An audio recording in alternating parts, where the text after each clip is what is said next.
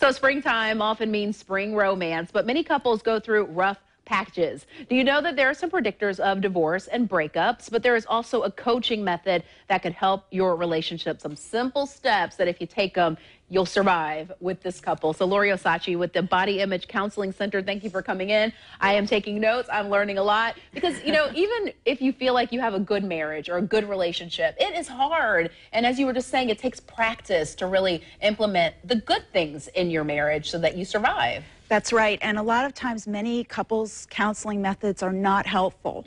They teach you, how to reflect back your feelings. And in this research study, I'm a Gottman educator, and what the Gottmans did is they observed 3,000 couples over a period of, over a period of 40 years. They researched all these couples, and they got to the point where they could predict within 3 minutes of meeting a couple whether they would break up or not. And so what are those things that mean that we probably will not make it? Well, there's 6 different signs of breakup and divorce, and what I do want to say is that if you have any of these signs, it doesn't mean that you're doomed. Right. It just means you have to work on it and figure out how to fix it, which is what Gottman coaching will do. Right. And you were saying that, there are some couples that they argued a lot, but they still loved each other and they still were going to make it because they didn't make every argument something they had to solve. Right. It's very interesting. You would think that you're likely to break up if you're opposite, if you don't have the same political views, if you have a certain fight that you just can't resolve. And what the Gottmans figured out is that's not true. You can be different, you can have problems you don't resolve,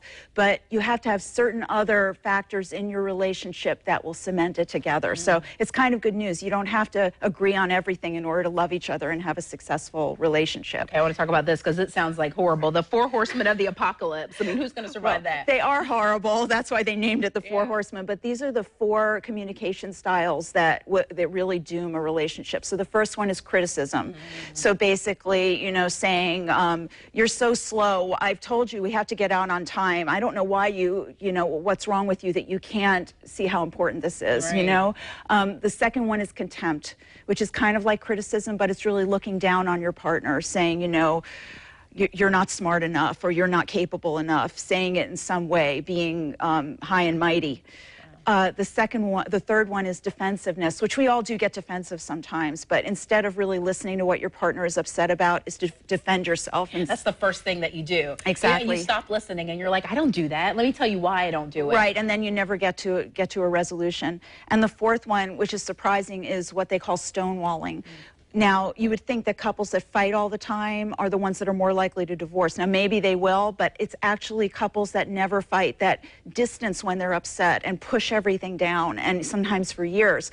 What I had told you in these notes is that couples usually wait an average of 6 years before they seek help, and by that time it's very difficult. Yeah, and even if you feel like you have a good marriage or a good relationship, get the help just to make sure you're on track. Well, a lot of people are afraid to get help. They think there's something wrong with them, that they're admitting weakness, but I think the couples that go for help or people that go for therapy are actually the strongest people. They're ones that know you don't have to be perfect. No one's perfect, and we all need coaching.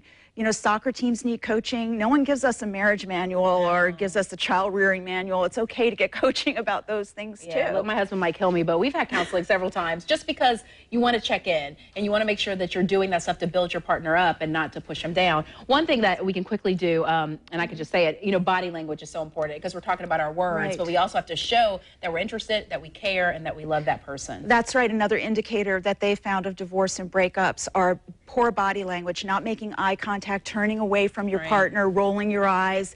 And these are things, it was interesting what you were saying before, is that sometimes you can control what you're saying, but your body says the opposite.